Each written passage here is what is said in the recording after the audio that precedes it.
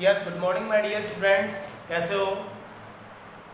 मैं MS faculty professor Allen Kumar आपका online classes के प्लेटफॉर्म पर आपका हार्दिक स्वागत और अभिनंदन करता हूँ। देखिए, आप अपन बात कर रहे हैं क्लास 11 आरबीएससी की। किसकी बात कर रहे हैं माय डियर? क्लास 11 आरबीएससी की। आपका चैप्टर चल रहा था माय डियर फर्स्ट। क्या चल रहा था? फर्स्ट। और चैप्टर का नाम क्या था माय डियर? सेट्स। बोले तो अपने चैप्टर का नाम है समुच्चय। क्या था भैया? समुच्चय। जो भी 10th पास आउट बच्चे 11th आरबीएससी में जिसने एडमिशन लिया है वो थोड़े इंग्लिश के वर्ड्स का ध्यान रखें, क्योंकि मैथमेटिक्स में इंग्लिश के वर्ड काफी इंपॉर्टेंट है। आगे जो सिलेबस मिलेगा बच्चों आपको, वो आपको मीडियम इंग्लिश ही मिलेगा, बीएससी हुआ, और एडवांटेज भी मिलता है। ध्यान दीजिए आप। जो अपन लास्ट टॉपिक हुआ था सेट्स कि what is the definition of sets, कि समुच्चय की परिभाषा क्या होती है, समुच्चय को डिफाइन कैसे करते हैं, ये अपने एग्जाम्पल के द्वारा और कल बेसिक फंडामेंटल के द्वारा अपने समझा और उसकी स्टडी भी आप लोगों ने की होगी। उससे आगे की बात करते हैं। देखिए, आप कल डेफिनेशन हो गए थे कि डेफिनेशन का मतलब होता है परिभाषा, कि समुच्चय की परिभाषा क्या होती है कि अपने पास अगर कोई भी ऑब्जेक्ट दिए हुए हो, और ऑब्जेक्ट का मतलब होता है वस्तुएं, अगर उन वस्तुओं का अपन संग्रह करते हैं, लेकिन संग्रह में आने वाली जो प्रत्येक वस्तुएं हैं बच्चों, वो सुनिश्चित होनी चाहिए, सुस्पष्ट होनी चाहिए एवं सुपरिभाषित होनी चाहिए। अर्थात सुनिश्चित, सुस्पष्ट एवं सुपरिभाषित वस्तु के संग्रह को क्या कहते हैं बच्चों? समुच्चय कहते हैं। क्या कहते हैं भैया? समुच्चय कहते हैं। और समुच्चय को किससे रिप्रेजेंट करते हैं भैया? कैपिटल लेटर से। ये भी बात हो गई थी कि समुच्चय को किससे रिप्रेजेंट करते हैं? कैपिटल लेटर से। समुच्चय में जो आपके पास लिखे जाने वाले जो डेटा होते हैं उनको क्या कहते हैं भैया? एलिमेंट्स। क्या कहते हैं? एलिमेंट्स। जैसे अपन बात कर रहे हैं, कल डेफिनेशन हो गई थी, उसके आगे एक एग्जांपल है बच्चों, देखो आप। यस, कि भारतीय क्रिकेट टीम के खिलाड़ियों द्वारा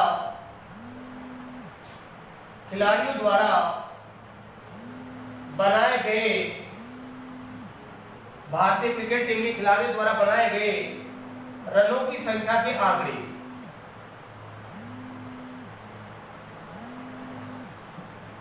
रनों की संख्या के आंकड़े।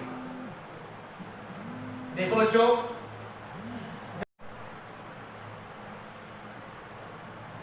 आपके पास चल रहा टॉपिक है, इसका मतलब है कि मैंने जैसे 2 को पहले लिखा, 30 को पहले लिखा, 9 को बाद में लिखा, और जो एलिमेंट रिपीट हो रहे हैं उनको लिखा नहीं, तो ये आपके पास प्रॉपर्टियां बन गई।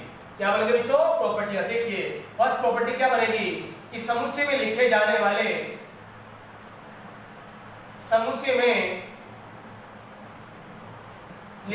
वाले आंकड़े या संग्रह में लिखे जाने वाले आंकड़े क्या कहलाते हैं माय डियर? अवयव कहलाते हैं। क्या कहलाते हैं? अवयव। क्लियर? फिर देखिए आप कि समुच्चय में लिखे जाने वाले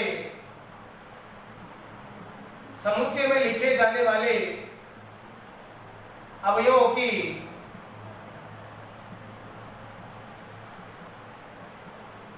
की पुनरावृत्ति नहीं होती है। समुच्चय में लिखे जाने वाले अवयवों की पुनरावृत्ति नहीं होती है। जैसे अपने पास कितने टाइम था? यहाँ पे 2 टाइम था, अपन ने ओनली कितने टाइम लिखा my dear? 1 time. Is it clear? देखिए आप नेक्स्ट टाइम, अगर 9 के बाद में 30 लिखो या 100 पे लिखो, तो समुच्चय में लिखे जाने वाले अवयवों के क्रम का कोई इंपोर्टेंस नहीं है, यानी कि किसी भी टाइप के किसी भी एलिमेंट को अपन पहले या बाद में लिख सकते हैं। It does not important of the order if you have to write in the set form, कि अगर अपन सेट फॉर्म में किसी एलिमेंट को लिखते हैं तो अवयवों के क्रम का कोई इंपोर्टेंस नहीं है। देखिए, नेक्स्ट प्रॉपर्टी बन गई आइडिया कि समुच्चय में लिखे जाने वाले अवयवों के क्रम का महत्व नहीं है। अर्थात कि कोई सा एलिमेंट पहले और कोई सा एलिमेंट बाद में लिख सकते हैं। तो यह आपके पास समुच्चय हो गया। अब ये तो जो यहाँ पर समुच्चय की जो एलिमेंट है वो कैसे है? न्यूमेरिकल है। सपोज दैट आपके पास कोई नया एग्जांपल लेता हूं, ध्यान से देखिए आप, एक नए एग्जांपल की बात कर रहे हैं।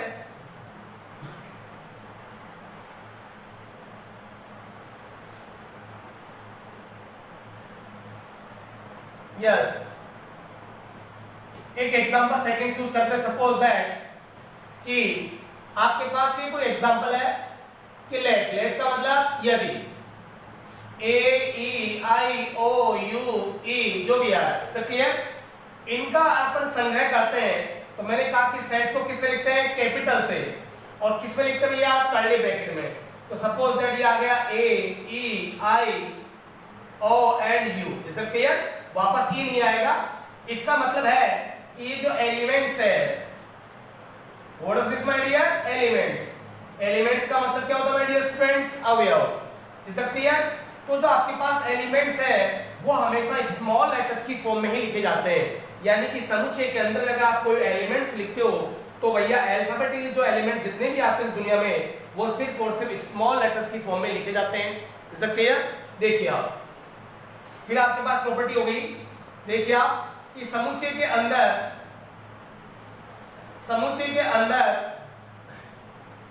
लिखे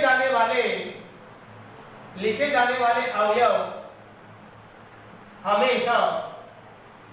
हमेशा स्मॉल लेटर्स की फॉर्म में ही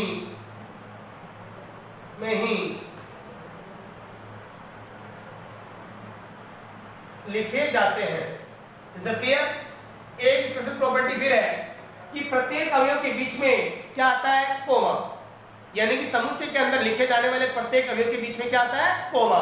ये समुच्चय की प्रॉपर्टीज है कि जब भी आपके पास को सेट दिया हुआ हो और अगर यदि अपने आंकड़ों का संग्रह करते हैं, लेकिन जो आंकड़े होते हैं वो अगर सुनिश्चित हो, सुस्पष्ट एवं सुपरिभाषित हो, तो इन वस्तुओं के संग्रह को या इन आंकड़ों के संग्रह को अपन क्या कहते हैं, सेट बोले तो समुच्चय को हमेशा कैपिटल लेटर से लिखते हैं और आंकड़ों का संग्रह जो होता है वो कर्ली ब्रैकेट में होता है, किसी भी अवयव की पुनरावृत्ति नहीं होती है, अर्थात वो लिखे जाने वाले जो अवयव है या जो एलिमेंट्स है उनके ऑर्डर का भी इंपॉर्टेंस नहीं होता।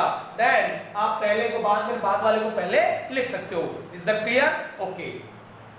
अगर न्यूमेरिकल एलिमेंट है तो कोई तकलीफ नहीं है, लेकिन अगर अल्फाबेटिक एलिमेंट है माय डियर स्टूडेंट तो भैया हमेशा किस में आएंगे, स्मॉल लेटर्स में।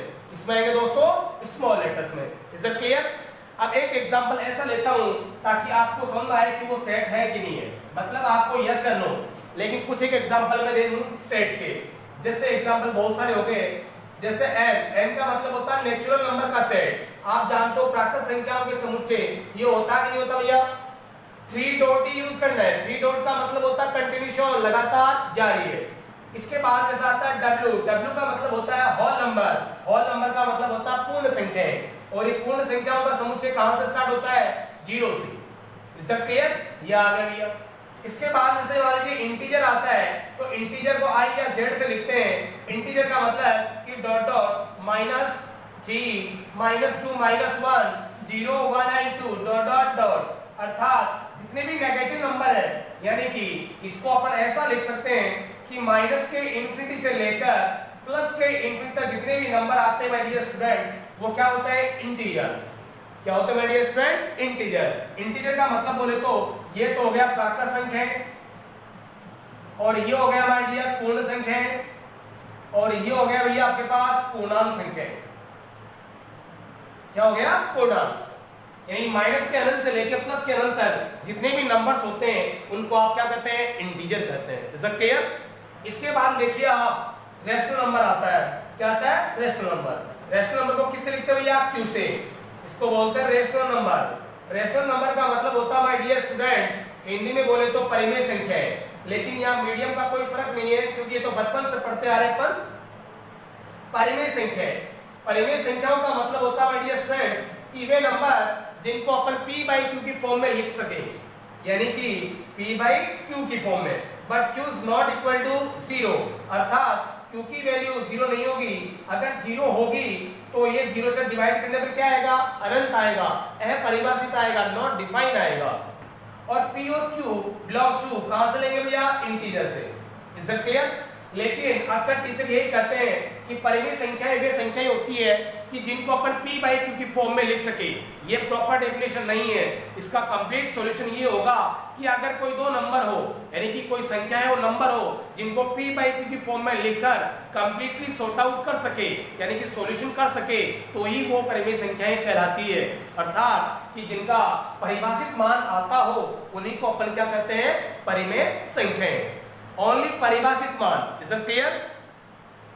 अब आप देखिए इसके बाद में क्या आता है, ये बहुत सारे आते हैं, जैसे रियल नंबर भी आएगा। रियल का मतलब क्या होता है, वास्तविक संख्या है। तो ये भी आप में अपने आप में क्या है, सेट है। सेट बोले तो माय डियर स्टूडेंट समुच्चय। मैंने कहा कि ये भी क्या माय डियर स्टूडेंट समुच्चय। जैसे और एग्जांपल ले सकते हो कि भारत में बहने वाली नदियों का संग्रह, भारत में बहने वाली नदियों का संग्रह, ये एग्जाम्पल भी क्या है, सेट है। क्योंकि भारत सरकार के द्वारा उन नदियों को प्रमाणित किया गया है जो एक्चुअल में उस लेंथ के अकॉर्डिंग बहती है। ऐसा नहीं कि पानी डोल दिया अपन ने और पानी बहा दिया, उसको अभी अपन नदी कहेंगे ना। आपके और मेरे द्वारा परिभाषित नदी नहीं है, भारत सरकार के आंकड़ों के द्वारा भारत में बहने वाली नदियों की संख्या जो है वो भी अपने आप में क्या दोस्तों, समुच्चय। क्या कहलाएगा, समुच्चय। यानी भारत में बहने वाली नदियों का संग्रह। अगर संग्रह करते हैं तो ये भी क्या होगा, सेट। सेट बोले तो समुच्चय होगा।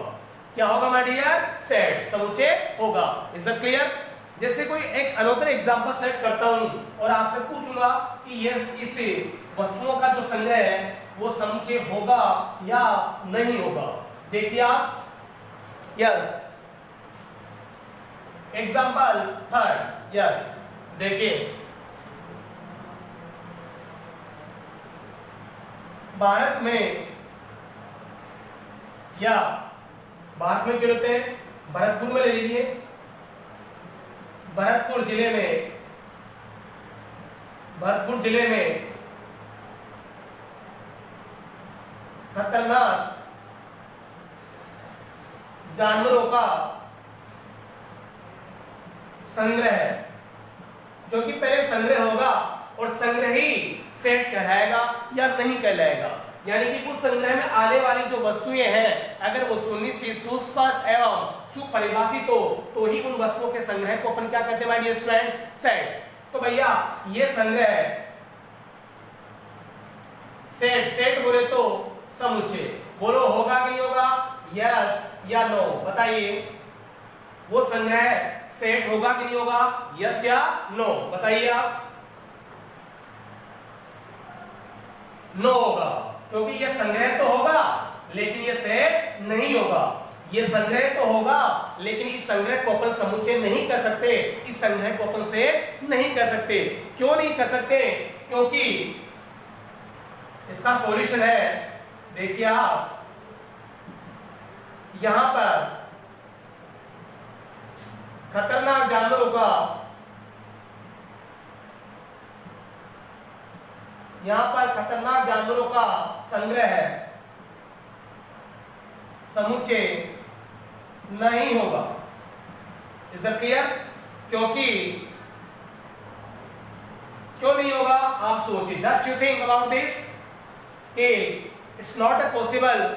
ये संभव क्यों नहीं है, बताइए आप। क्योंकि खतरनाक का यहाँ पर परिभाषित नहीं है। जो खतरनाक शब्द है वो माय डियर स्टूडेंट परिभाषित नहीं है।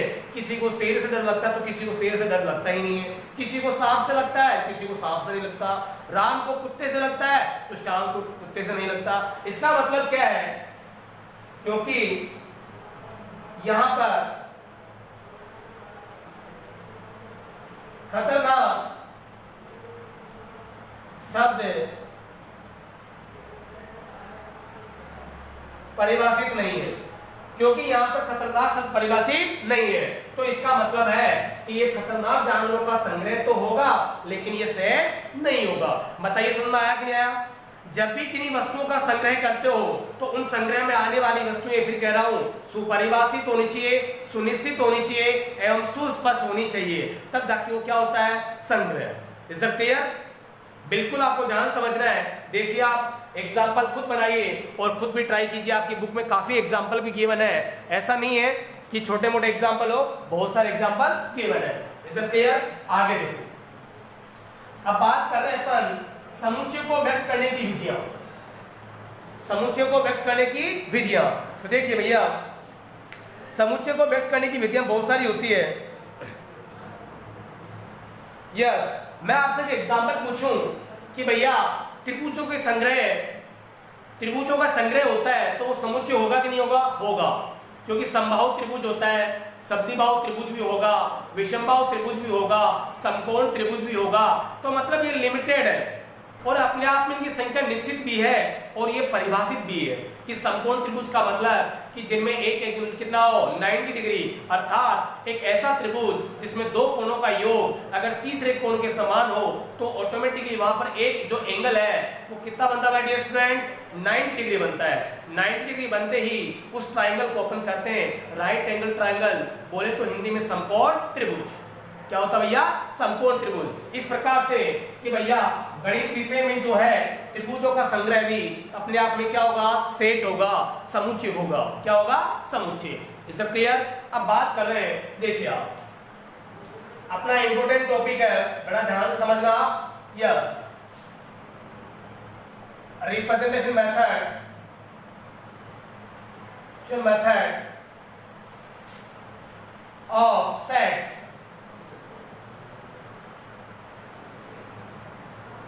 मेथड ऑफ सेट, अर्थात समुच्चयों को व्यक्त करने की विधियां, समुच्चयों को व्यक्त करने की विधियां। अब समुच्चय को व्यक्त करने की विधियां देखिए भैया कितनी होती है माय डियर? 2 टाइप्स की। कितनी होती है? 2 टाइप्स की। केस फर्स्ट, एक तो होता भैया देखिए आप रोस्टर फॉर्म, रोस्टर फॉर्म, और एक होता है सेट बिल्डर फॉर्म। इसको पहले और बाद में लिखने से कोई तकलीफ नहीं है। देखिए आप, इसको तो हिंदी में रोस्टर ही कहते हैं कि रोस्टर रूप, और इसको केस सेकंड, देखिए माय डियर, इसको कहते हैं समुच्चय निर्माण रूप। क्या कहते हैं माय डियर स्टूडेंट? समुच्चय निर्माण रूप। देखिए कि सेट बिल्डर फॉर्म, अब सेट बिल्डर फॉर्म और रोस्टर फॉर्म में क्या डिफरेंस होता है? किसी भी सेट, अब बात आ रही है कि सेट को व्यक्त करने की विधियां, कि how many methods of set if two represent, कि अगर उनको रिप्रेजेंट करना हो तो उन समुच्चयों को कितनी तरीके से अपन रिप्रेजेंट कर सकते हैं, उनको व्यक्त कर सकते हैं। अपने पास डबल मेथड होते हैं, एक तो रोस्टर फॉर्म और एक set builder form. Roster form में कैसे करते हैं और सेट बिल्डर फॉर्म में कैसे करते हैं, देखिए दोनों का मीनिंग। यस, आपको ध्यान समझना है, यह रोस्टर फॉर्म और इधर सेट बिल्डर फॉर्म। उसके बाद मैं एग्जांपल लूंगा। रोस्टर फॉर्म में देखिए, यदि देखो रोस्टर रूप में लिखे जाने वाले अवयवों के बीच कोमा लगाकर, अवयवों के बीच कोमा लगाकर लिखते हैं। साथ ही प्रत्येक साथ ही अवयवों की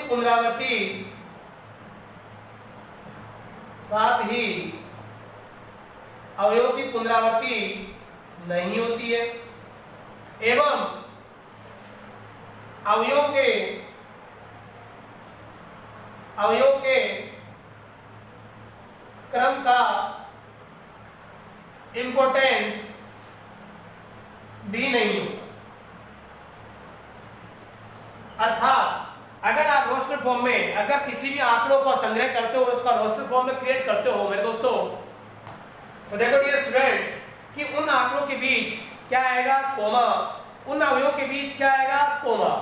यानी कि किसी भी अवयव की पुनरावृत्ति भी नहीं होती है, रिपीटेशन अलाउ नहीं होती है।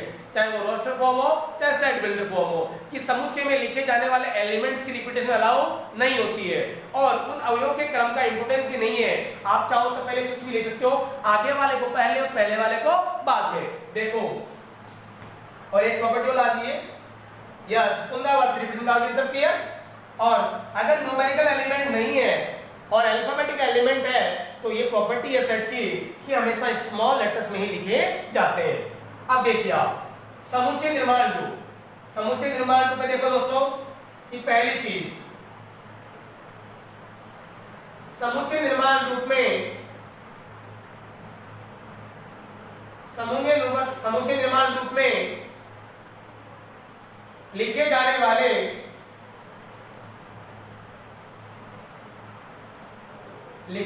वाले अवयवों को किसी चर, बहुत इंपॉर्टेंट लाइन है, किसी चर के द्वारा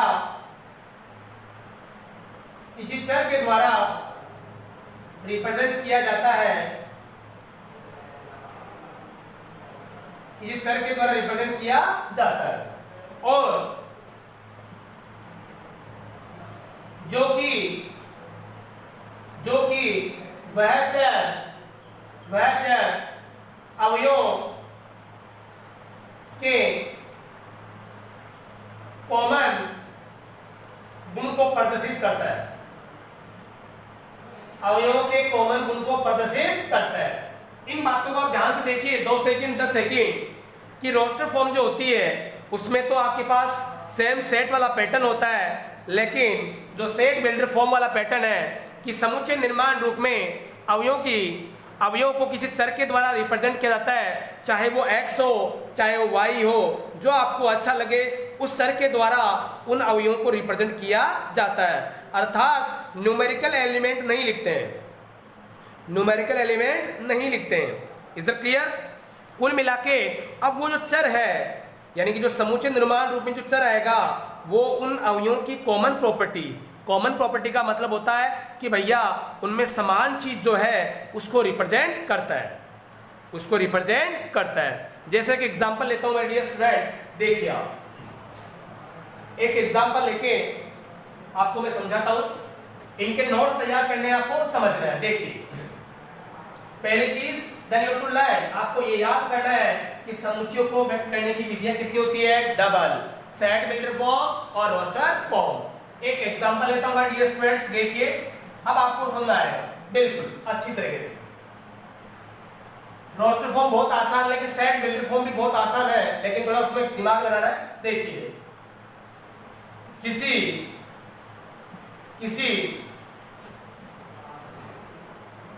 कॉलोनी में रहने वाले बच्चों की आयु के आंकड़े। अब किसी कॉलोनी में तो जाहिर सी बात है कि बच्चे लिमिटेड होते हैं, आयु में डिफाइन होती है और बच्चा बच्चा ही होता है एज के अकॉर्डिंग। देखिए आप जैसे 2 है, 4 है,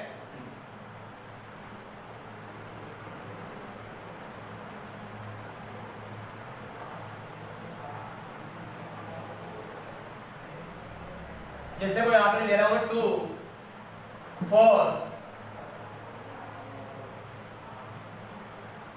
8, 16, 32, 16, 2, ये आपके पास सपोज दैट लिमिटेड समझा रहा हूं, ठीक है। अब देखिए इन आंकड़ों का पहले आपको क्या करना है, संग्रह करना है। संग्रह करके क्या करना भैया आपको, सेट, और सेट को व्यक्त करने की विधियां कितनी होती है, 2। एक तो होता है रोस्टर फॉर्म और एक होता है भैया सेट बिल्डर फॉर्म।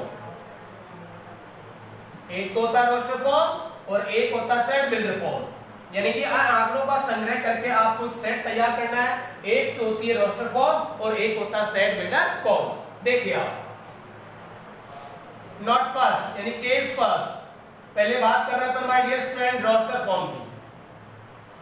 बड़े ध्यान से समझना, हमेशा कहा कि सेट को किससे रिप्रेजेंट करते हैं भैया, कैपिटल लेटर्स। ये फिक्स है, ये देन यूज द ऑलवेज, ये हमेशा यूज होगा।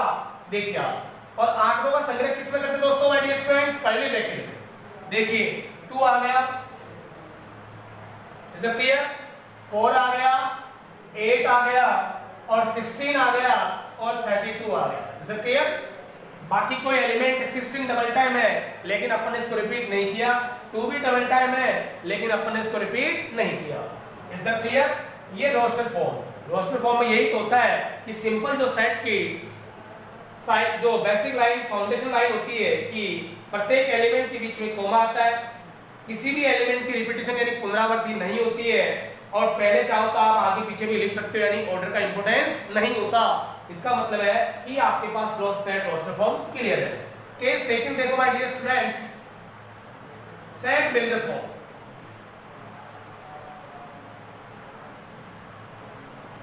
सेट बिल्डर फॉर्म का मतलब होता है समुच्चय निर्माण रूप।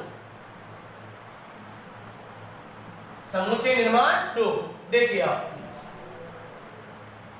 सेट को किससे लिखते हैं भैया, कैपिटल लेटर से, वही कर्ली ब्रैकेट आएगा। मैंने कहा कि समुच्चय निर्माण रूप में लिखे जाने वाले अवयव को न्यूमेरिकल ना लिख के अपन किसी चर के द्वारा रिप्रेजेंट करते हैं। तो कैसे लिखते हैं समझना, x अपन ने क्या लिया माय डियर स्टूडेंट, x, फिर यहां दो डॉट लगाते हैं, इसको कहते हैं सच दैट, समझना माय डियर, हिंदी में इसको कहते हैं ताकि, कि x सच दैट। अब जो x है इन एलिमेंट्स को रिप्रेजेंट कर रहा है।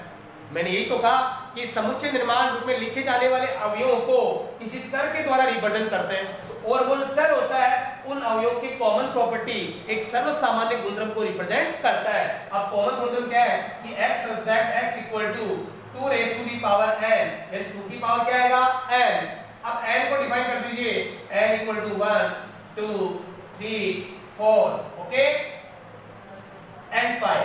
अब आप देखिए कि अगर मैं n इक्वल टू 1 रखता हूं, सपोज दैट, तो x इक्वल टू 2 की पावर 1, बताओ 2 आ रहा कि नहीं आ रहा है, ये आ रहा है। अगर मैं n इक्वल टू अप्लाई करता हूं तो देखिए my dear student, x equal to 2 की पावर 2, तो बताइए 4 आ रहा कि नहीं आ रहा है, ये देखिए आप। फिर देखिए n इक्वल टू अगर मैं 3 अप्लाई करता हूं तो भैया x इक्वल टू 2 की पावर क्या बन जाएगा 3, बोले तो कितना आएगा भैया 8 आएगा, कितना आएगा भैया 8 आ रहा कि नहीं आ रहा। फिर n इक्वल टू 4 रखते हैं तो x इक्वल टू 2 की पावर बोले तो 16 आ रहा कि नहीं आ रहा है। तो इसका मतलब है कि सेट बिल्डर फॉर्म में आने वाले एलिमेंट्स को किसी चर के द्वारा रिप्रेजेंट करते हैं, और जो कि x इक्वल टू 2 की पावर n, बताओ ये कॉमन प्रॉपर्टी आ रही है कि नहीं आ रही है, ये है कॉमन प्रॉपर्टी, बोले तो सामान्य गुणधर्म, अर्थात जितने भी एलिमेंट्स है वो सारे के सारे 2 की पावर की फॉर्म में, किसकी फॉर्म में भैया 2 की पावर की फॉर्म में। इज दैट क्लियर, कोई तकलीफ, या आपका समुच्चय निर्माण रूप क्लियर है। कल इसके बाद करते हैं अपन एग्जांपल की। Is that clear, okay, you try to understand my dear, समझने की कोशिश करना।